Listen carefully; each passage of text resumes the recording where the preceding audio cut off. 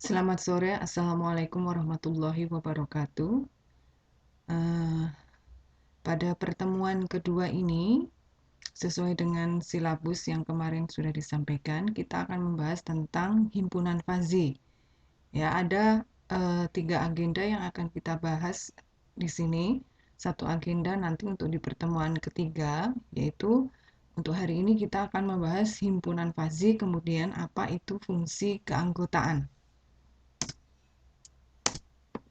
Ah, ya. Jadi kemarin waktu di awal itu sudah sempat saya jelaskan sedikit bahwasanya himpunan fazi ini itu juga mengambil konsep himpunan teori himpunan yang kita pelajari di semester 2. Jadi teori himpunan yang kita pelajari di semester 2 itu namanya himpunan yang krips atau tajam, ya.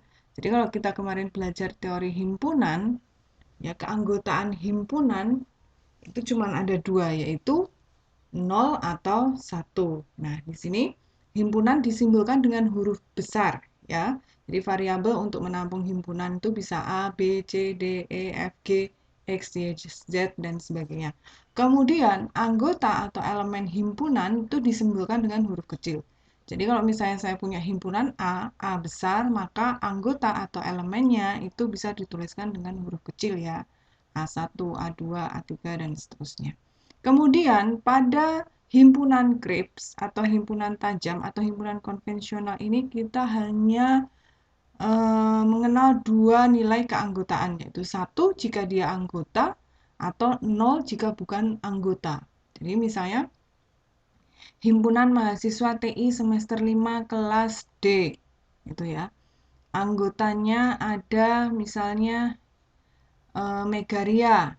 Apakah Megaria anggota himpunan TI kelas 5 semester 5 kelas D? Kalau iya maka nilainya 1, kalau tidak maka nilainya 0 atau bukan anggota. Itu kalau himpunan krips, ya. Lalu apa bedanya dengan himpunan fazi? Nah, ini. Himpunan fazi ini pertama kali diperkenalkan oleh Lotfi Askarzadeh atau Lotfi Azadeh pada tahun 1965. Beliau merupakan ilmuwan dari University of California Berkeley, ya. Jadi oleh Profesor Lotfi Askarzadeh pada tahun 65. Jadi konsep himpunan fazi ini sudah diperkenalkan di tahun 65. Kemudian, himpunan fazi itu sendiri memiliki dua variabel, yaitu variabel numeris dan variabel linguistik. Kalau variabel numeris ya berarti dalam bentuk angka numerik, ya, 3, 50, 45, dan seterusnya. Sedangkan kalau variabel linguistik itu dia berupa kata-kata, ya, tua, muda, kemudian panas, dingin, sejuk, dan seterusnya. Jadi berupa kata-kata. Kemudian nilai keanggotaan terletak dalam interval 0 sampai dengan 1, ya. Jadi bedanya dengan himpunan krips tadi, kalau himpunan krips nilai keanggotaannya itu kalau enggak 0, 1, ya, 0 atau 1. Sedangkan kalau himpunan fazi itu nilai keanggotaannya terletak dalam interval 0 sampai dengan 1. Jadi bisa 0, 0,1, 0,2, 0,3, 0,9 sampai maksimum 1, ya. Jadi himpunan fazi ini nilai keanggotaannya maksimum adalah 1 dan minimum adalah 0. Tidak ada negatif atau lebih dari 1. 1,5 misalnya itu tidak boleh. Jadi kalau nanti misalnya Anda mencari yang namanya nilai keanggotaan, kok ketemunya itu 1 koma atau minus, itu pasti Anda salah menghitung atau kalau enggak itu rumusnya yang salah. Ya, jadi harap diperhatikan bahwa nilai keanggotaan himpunan fazi itu terletak di antara 0 sampai dengan 1, tidak kurang, tidak lebih. Nah, lalu apa yang membedakan himpunan krips dengan himpunan fazi? Jadi misalkan saya berikan contoh klasifikasi umur, ya. Misalnya kita klasifikasikan, kita kategorikan umur itu menjadi 3, yaitu kategori muda, setengah baya, dan tua. Setengah baya atau parubaya. Nah, Klasifikasi umur muda, kategori umur muda ini kita kasih batasan kalau seseorang itu umurnya kurang dari 35 tahun. Sedangkan yang parobaya atau setengah baya itu 35 sampai dengan 55. Jadi yang muda tadi kurang dari 35 ya. Jadi batasnya adalah 34,99 hari istilahnya. Sedangkan kalau parobaya 35 sampai 55. Dan umur tua itu lebih dari 55 tahun. Nah, kalau kita gambarkan bentuk kurvanya dari himpunan Krips setengah baya atau parobaya, tadi di depan ya, di sini klasifikasi umur parobaya atau setengah baya itu antara 35 sampai 55. Nah, sehingga kalau dicari nilai keanggotaan, misalnya ada orang yang usianya 35 tahun, maka dia termasuk setengah baya dengan nilai keanggotaan 1. Ya, termasuk anggota karena tadi sudah diberi batasan bahwa untuk klasifikasi umur setengah baya itu rentangnya antara 35 sampai 55 tahun. Jadi yang umurnya 35, 36, 37 sampai 53, 54, 55 itu masuk setengah baya. Kemudian orang yang berusia 34 tahun ya karena 34 ini kurang dari 35 maka dia tidak termasuk setengah baya sehingga bisa dikatakan nilai keanggotaannya itu sama dengan 0. Kemudian orang yang berusia 55, nah ini termasuk dalam rentang parobaya atau setengah baya maka dikatakan nilai keanggotaannya 1 ya. Juga orang yang berusia 56 tahun itu tidak masuk parobaya sehingga nilai keanggotaannya 0.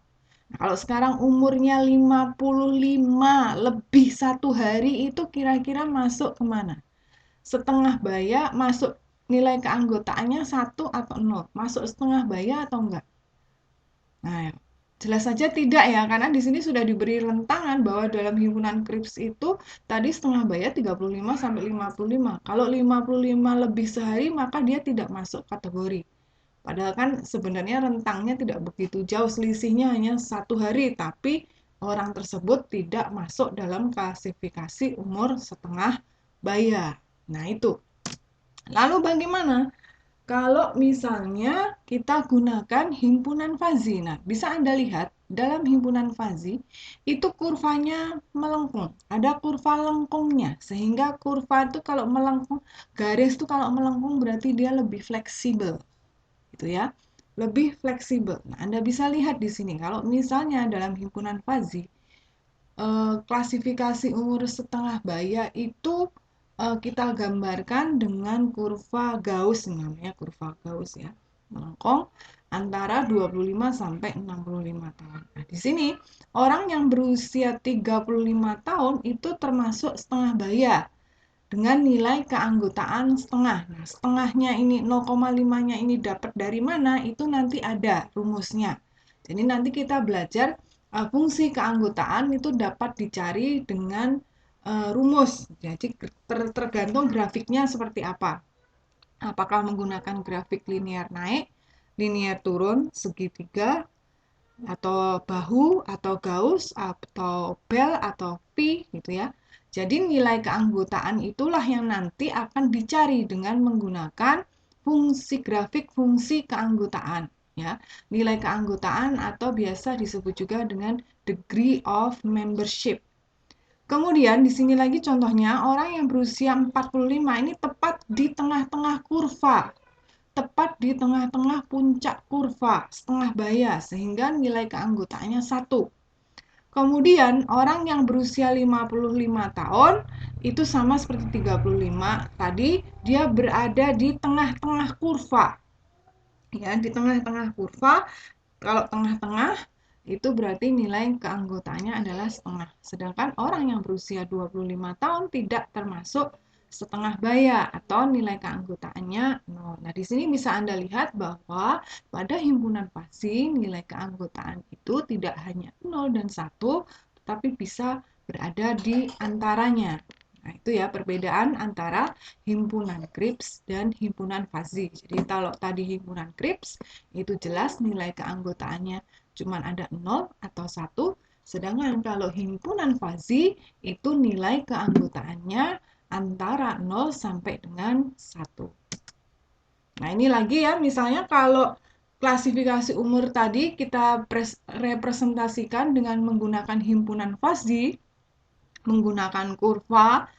Ya, itu kalau melengkung turun namanya kurva S.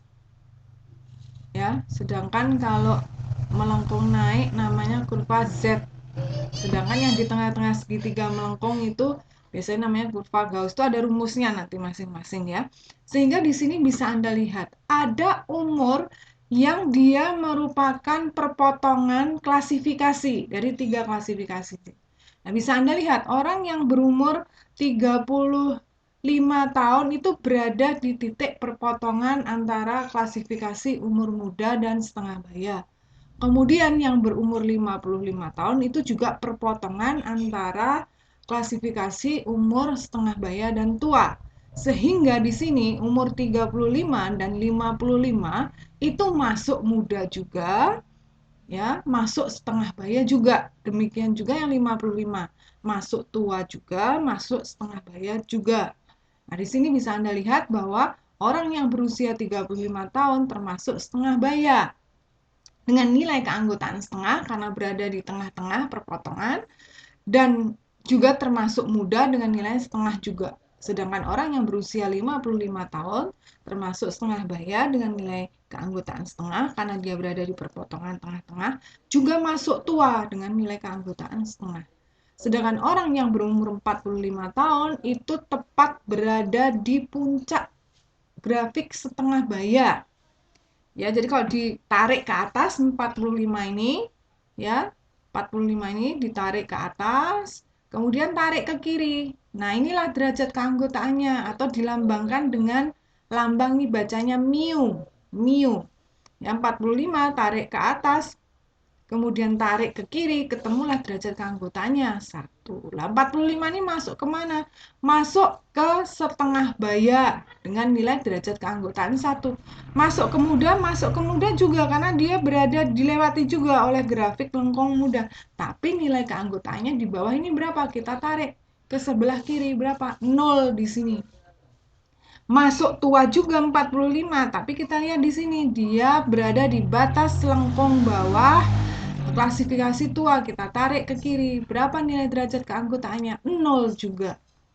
Jadi 45 itu masuk ke muda nilai derajat keanggotaannya 0, masuk setengah baya derajat keanggotaannya 1, dan masuk ke tua dengan derajat keanggotaan 0. Sedangkan 35 tadi masuk ke muda dengan derajat keanggotaan setengah, masuk juga ke setengah baya, ya, di sini dengan nilai derajat keanggotaan setengah. Demikian juga yang tua, masuk 2 kategori.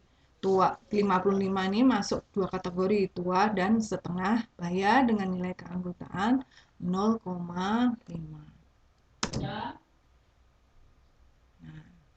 sampai di himpunan fuzzy ini, perbedaan antara himpunan fuzzy dengan himpunan Cripps ini bisa dipahami ya, di mana letak perbedaannya itu paling mudah kita lihat itu dari klasifikasi, kemudian kita lihat dari grafiknya. Ya, kalau Cripps itu jelas batasannya, lewat dikit aja nggak bisa, nggak ada fleksibilitas. Sedangkan kalau dalam himpunan fuzzy itu ada fleksibilitas, satu nilai bisa masuk dalam 2 atau 3 kategori sekaligus. Kemudian nanti bisa dicari nilai derajat keanggotaannya berapa gitu. Ya, dengan himpunan fuzzy. Nah, setelah himpunan fuzzy dan himpunan Cripps, kemudian ini ada yang namanya tinggi himpunan fuzzy. Tinggi himpunan fuzzy adalah derajat keanggotaan maksimumnya dan terikat pada konsep normalisasi. Jadi, seberapa tinggi grafik fungsi keanggotaan himpunan fuzzy itu bisa dilihat dari puncaknya. Apapun itu grafiknya. Ini kebetulan contoh yang ada di sini adalah grafik Gauss ya. Jadi puncaknya melengkung sehingga dikatakan di sini untuk gambar Grafik yang pertama ini dekat dengan 4. Ya, jadi tingginya di sini. Tingginya disebut dekat dengan 4. Karena apa? Kurvanya di sini melengkung. Ya, tidak tepat 4, dekat dengan 4. Kecuali kalau misalnya kita pakai kurva segitiga, nah itu tajam ya. Puncaknya tajam, lancip. Nah, itu bisa dikatakan tingginya 4. Sedangkan gambar yang satu ini tinggi himpunan fazinya adalah dekat dengan 50. Ini juga menggunakan grafik fungsi keanggotaan Gauss ya, karena puncaknya melengkung sehingga dikatakan dekat dengan 50. Nah, kemudian mohon maaf ini agak padat komputernya. Nah, ini untuk penjelasannya, suatu himpunan fazi dikatakan memiliki bentuk normal maksimum atau maksimum normal form jika paling sedikit satu elemennya memiliki nilai keanggotaan 1 dan satu elemen memiliki nilai keanggotaan 0. Ya. Jadi, himpunan fazi itu dikatakan memiliki bentuk normal maksimum, misalnya himpunan fazi umur muda misalnya 35. Ya, 35 itu masuk kemana aja gitu. Kalau dia ada yang memiliki nilai keanggotaan 1, kemudian juga memiliki termasuk klasifikasi umur yang lain, klasifikasi umur yang lain dengan nilai keanggotaan 0, maka dia dikatakan memiliki bentuk normal maksimum. Sedangkan kalau dia hanya memiliki paling sedikit nilai keanggotaan 1, dikatakan himpunan fazi tersebut memiliki bentuk normal minimum. Jadi hanya memiliki satu nilai derajat keanggotaan saja. Ini ya contohnya tadi dekat dengan 50. Satu nih ada 2. Ini derajat keanggotaannya ya. Grafik fungsinya. Nah, kemudian sama seperti dalam teori himpunan, kita mengenal yang namanya semesta pembicaraan. Contohnya kalau dalam teori himpunan, semesta pembicaraannya adalah mahasiswa TI semester 5 kelas D, maka yang boleh dibicarakan itu ya hanya mahasiswa TI semester 5 kelas D aja. Ya, semesta pembicaraan atau biasa disebut juga universe of discourse. Biasanya kalau di matematika diskret lambangnya U atau S, ya. Maka dalam fazi pun juga kita harus mengetahui yang kita bicarakan ini apa sih ruang lingkupnya, ya. Semestanya apa, ruang lingkupnya apa, sehingga kita tidak melebar ke yang lain-lain. Kalau misalnya saya punya himpunan mahasiswa TI semester 5 kelas D, ya maka yang dibicarakan adalah mahasiswa TI semester 5 kelas D aja, bukan yang lain-lain. Nah, semesta pembicaraan itu merupakan keseluruhan ruang permasalahan dari nilai terkecil hingga nilai terbesar yang diizinkan. Nah, ini tadi. Ya, misalnya nih kalau dalam himpunan biasa itu himpunan umur mahasiswa TI semester 5 kelas D. Ternyata setelah didata itu yang paling kecil umurnya 19. Umurnya misalnya 20 dan yang paling tinggi umurnya misalnya 25. Nah, itu aja yang boleh dibicarakan berarti umur antara 20 sampai 25. Di bawah atau di atas itu tidak dibicarakan. Nah, itu namanya semesta pembicaraan.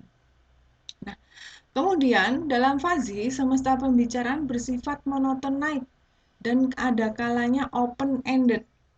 Open-ended tuh maksudnya gimana? Stabil dia. Nah, misalnya di sini. Ya, cenderung naik dan open-ended. Ini panas ini mentok sampai 360. Di atas itu ya dianggap dia suhunya adalah, temperaturnya adalah panas. Jadi kalau temperaturnya 361 ya masuk panas, open-ended. Ya kan? Terus demikian juga yang dingin di sebelah sini ini paling minimal adalah 100 temperaturnya. Di bawah itu ya bakalan kita bilang dia dingin. Mau berapapun di bawah 100 maka dia dingin. Kemudian,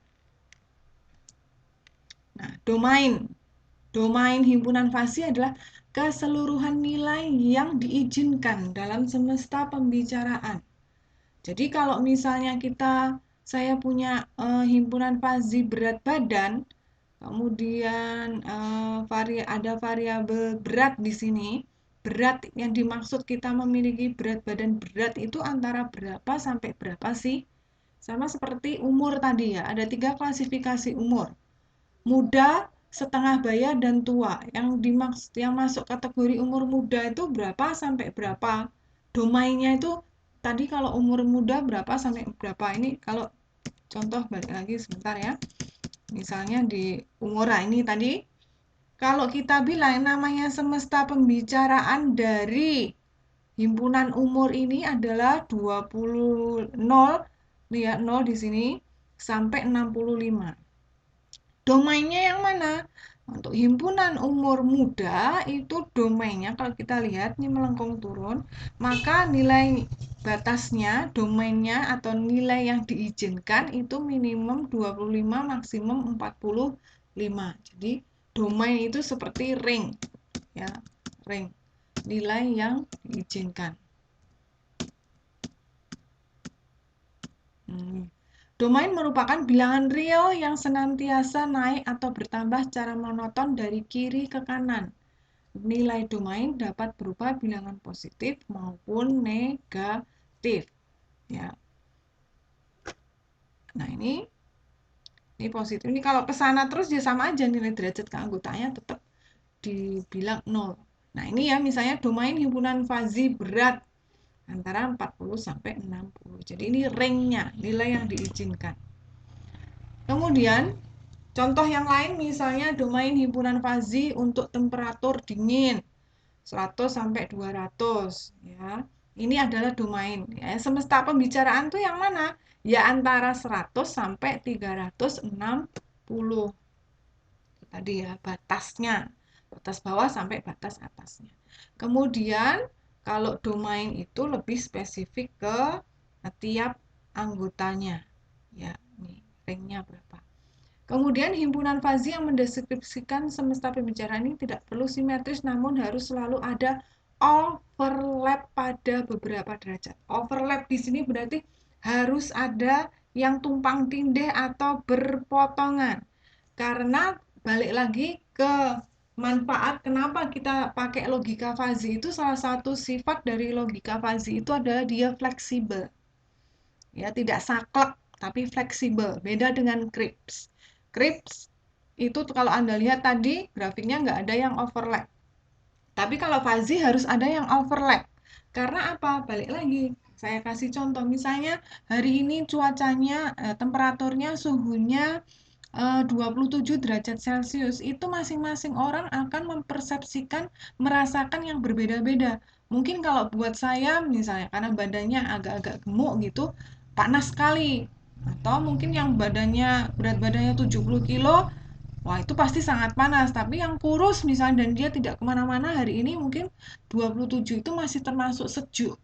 Jadi pada himpunan fuzzy itu kalau kita buat yang namanya grafik fungsi keanggotaan harus ada overlap, harus ada irisannya. Ya, harus ada irisan sehingga akan ada nilai yang memiliki ya akan ada nilai temperatur di sini yang masuk ke 2 kategori atau 3 ya. Sehingga dia memiliki nilai derajat keanggotaan yang berbeda, nanti lihat mana yang paling besar ya. Ini ya. Jadi harus ada overlap atau harus ada irisan. Nah, kemudian dalam himpunan fuzzy kita juga mengenal yang namanya support set. Apa itu support set? Support set itu adalah himpunan yang domainnya dimulai dari nilai yang derajat keanggotaannya 0 terakhir hingga 1 yang pertama. Nah, ini misalnya domain untuk berat adalah 40 kilo hingga 60. Namun kurvanya dimulai dari 42 hingga 55. Ini namanya support set. Nih. Ini adalah 42 sampai 55 itu adalah support set, sedangkan 40 sampai 60 itu adalah domain. Ya. Kemudian ada yang namanya alpha cut set. Himpunan ini berisi semua nilai domain yang merupakan bagian dari himpunan fuzzy dengan nilai keanggotaan lebih besar atau sama dengan alfa. Nah, di sini ya, kurvanya itu tidak landai langsung memotong ke 40, tapi ada jeda di sini. Ya, ada jeda di sini. 0, ini alpha cut setnya adalah 0,2, jadi dia dimulai dari sini. Ya. Nah, kemudian, nah ini tadi ya, kita masuk, paham ya, tadi ini merupakan bagian-bagian dari himpunan fuzzy sebelum kita masuk ke nilai keanggotaan dan atau grafik fungsi keanggotaan.